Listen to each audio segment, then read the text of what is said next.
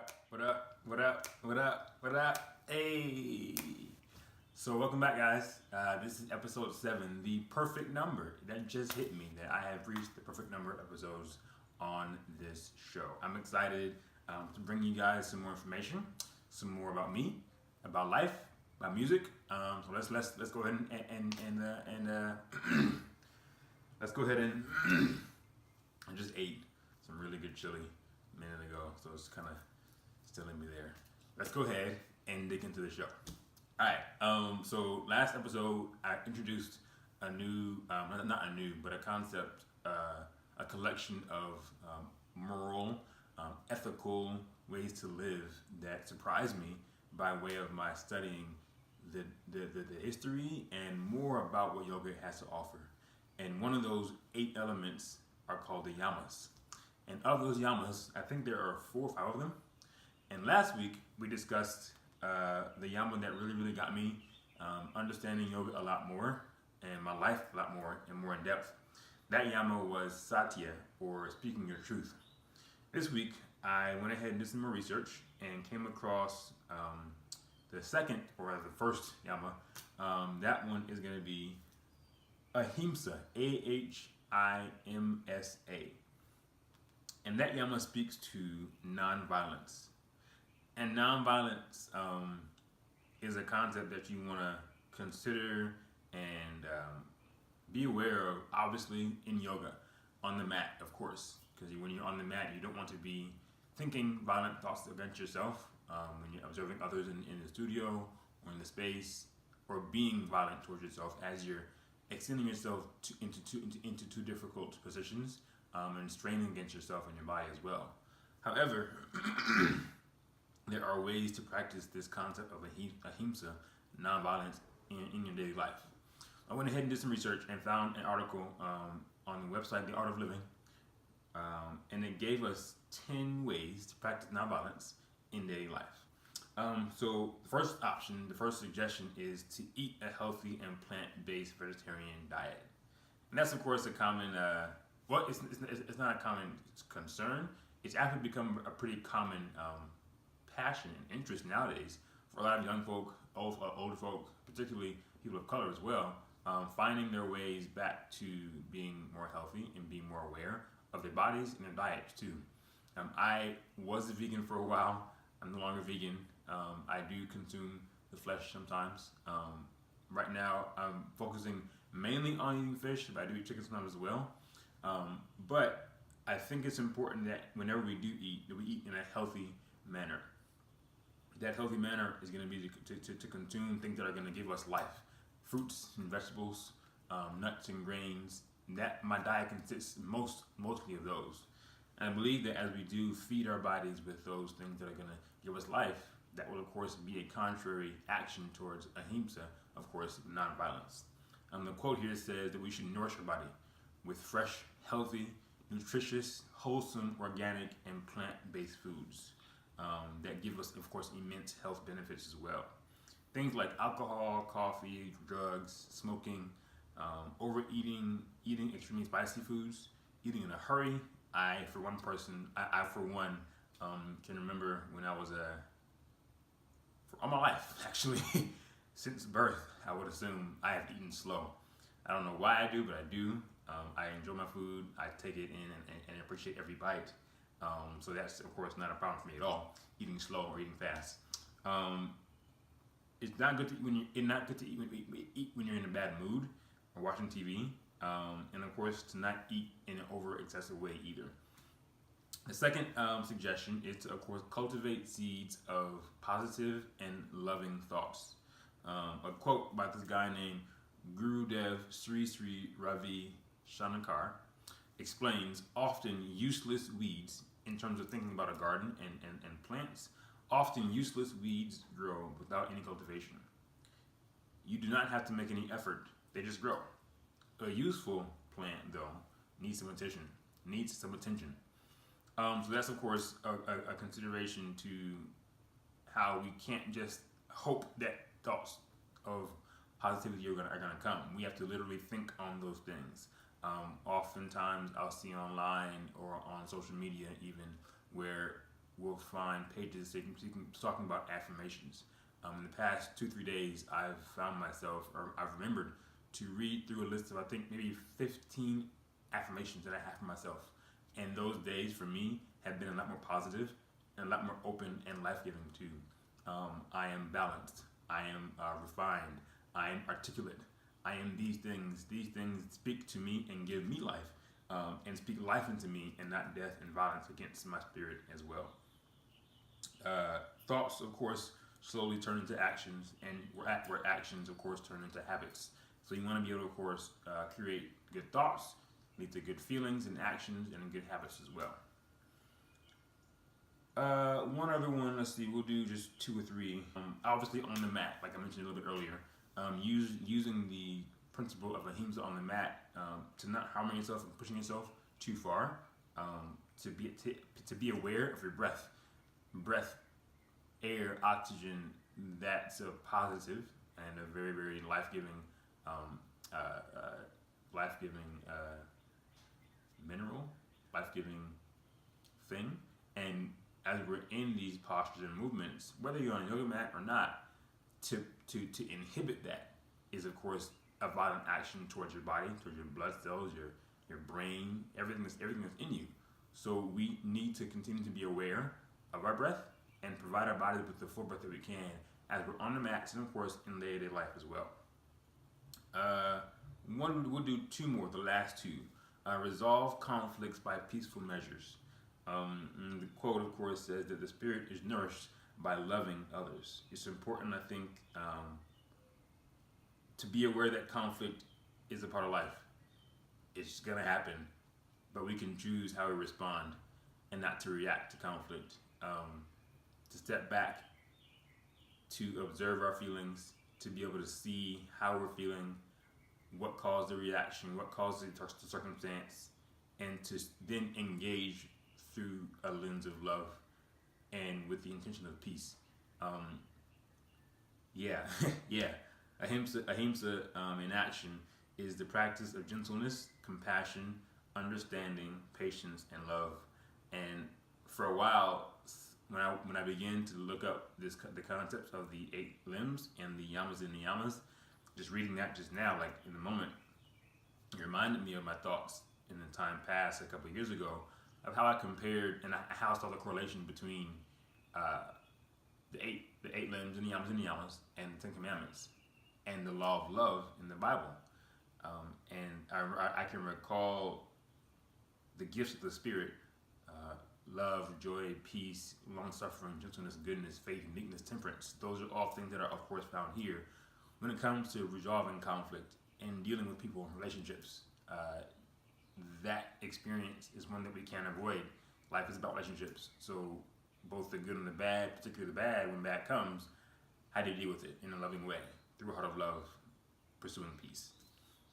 The last section is meditation. I do that regularly.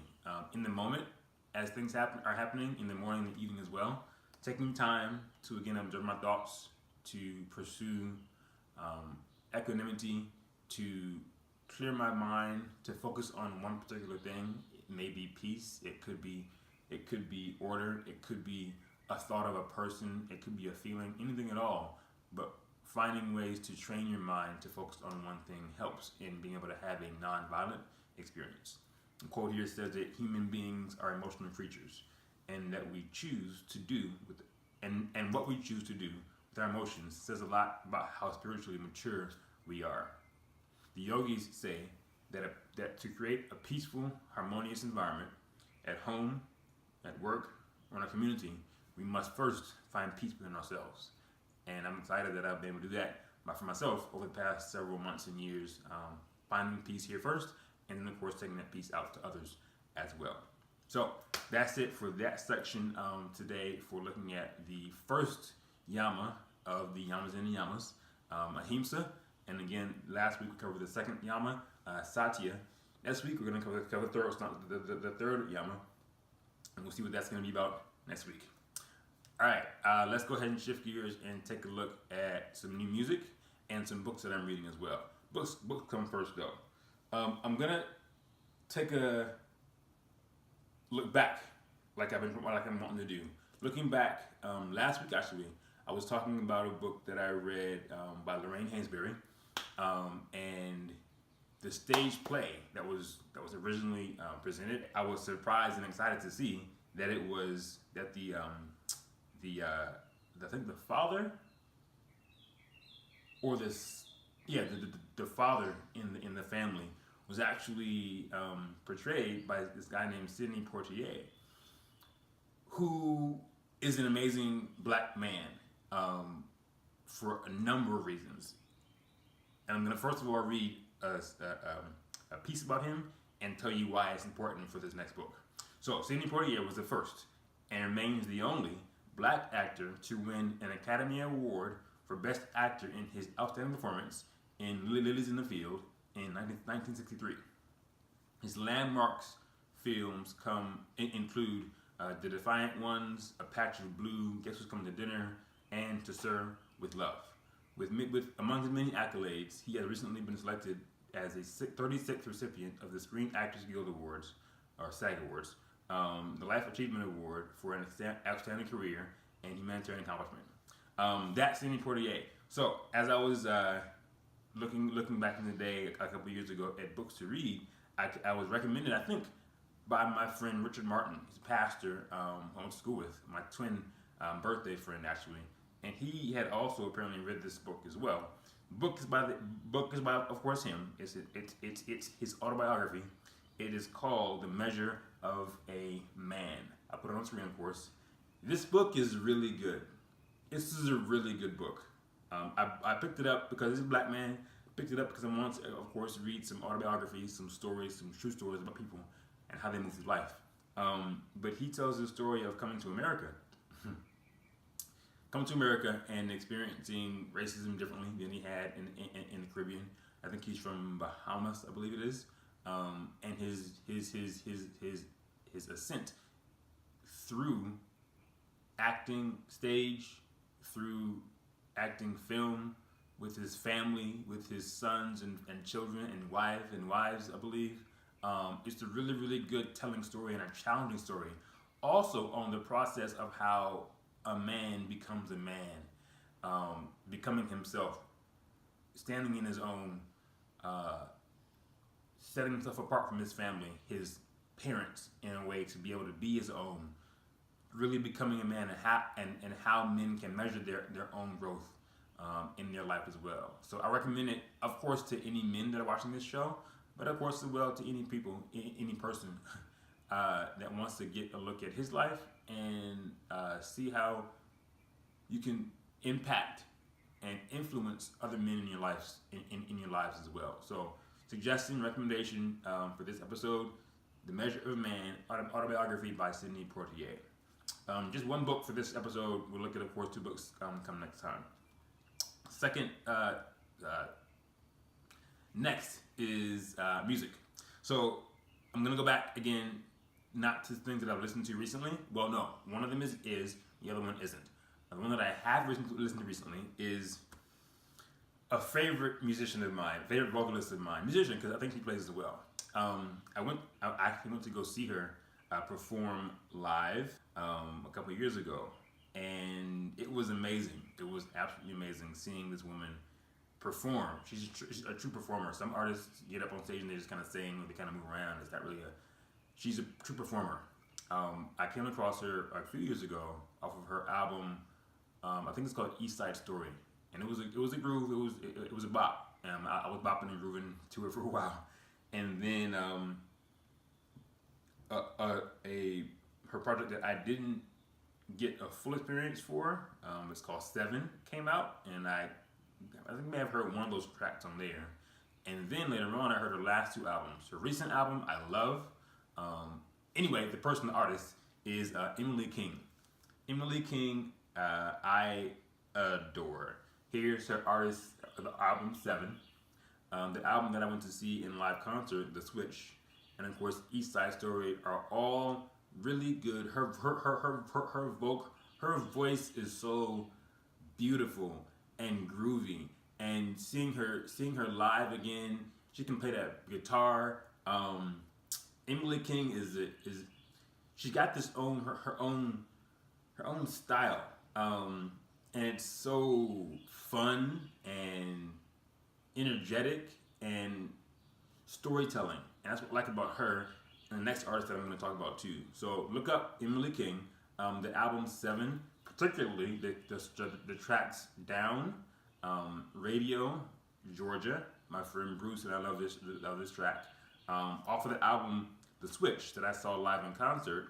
Let's go back and look up that song. Well, The Switch, and of course East Side Story is of course a really good project to listen to as well. Second artist is a guy that I found maybe 3 years ago or so as well. I like him because he is also groovy in his vocality and in his instrumentality as well. You can't help but bop.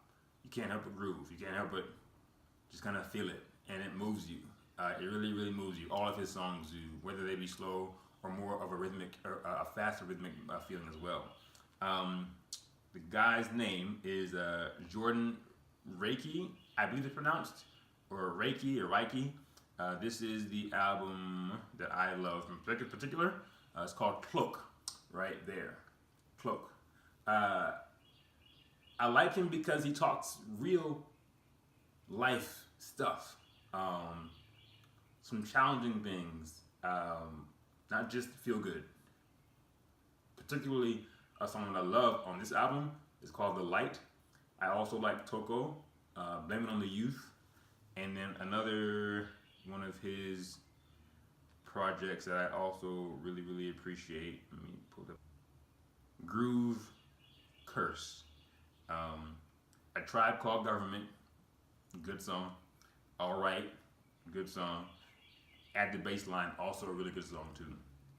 So 2 artists, Jordan Reiki, R-A-K-E-I, and Emily King are 2 guys that I want you guys to check out. Listen to the music. Let me know again in the comments if you like those 2 artists. If you can find the book, The Measure of a Man, and of course, as the week goes on, this week, keep in your mind and your heart and your spirit ways to act in a non-violent way towards yourself, in your spirit, into the world, and to others as well. Before I get done, I want to talk about what I'm wearing. This shirt here is Do All Things with Love. This is the design, the logo, the theme, the tagline of a partnership that I am connected with. This guy named Anthony and his girl Lena, and they recently had a little girl. I think her name is Luna. Beautiful little baby that I got to see last week. He and I got to flow, and you're definitely gonna see that at the end of the episode. But I want you guys to check them out. Anthony is a personal trainer. He is certified in that. He also practices yoga, as you're gonna see in a minute too. Lena is heavy into yoga. She's getting certified to teach yoga like I am as well. And she's also into nutrition, health, and diet as well. Check them out. They're really good friends of mine. High energy, pure energy, good souls. Like they're my soul family for real, for real, for real. But check out their brand on YouTube. I'm gonna link. I'm gonna link in the comments. Check out their Instagram pages. Fit to Love actually is the group that I was able to be a part of last year. They had an event, a Soul Glow. It was a glow event for yoga here.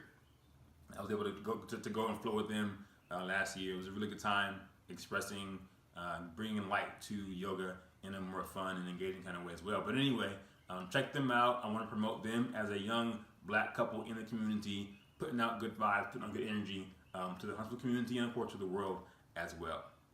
And with that, that's it. Thank you so much again for reaching out, for clicking play, clicking subscribe. If anything, if you like what you're seeing so far, again, comment down below. More than anything, beyond the likes, hit that share button and share it to somebody. Passing on what I'm sharing with you guys hopefully can be interesting to you, and you want to share with somebody else as well. Let's get the word out about Titus and what he's doing. Last 2 things. If you're in Huntsville, I'm now doing yoga at Sage Wellness Studio. I'll link that in the bio in the comments as well. off of Triana Boulevard if you're in Huntsville, Friday at 4 o'clock and 5:30. And again, in 2 weeks, well, in a week or so, 21st of April, I'm gonna be initiating the first of a series of 4 sessions for yoga and wellness and self-awareness in the city of Huntsville as well. So check me out. Subscribe, share, all that, comment. Love you guys. Peace. Thrive all the way.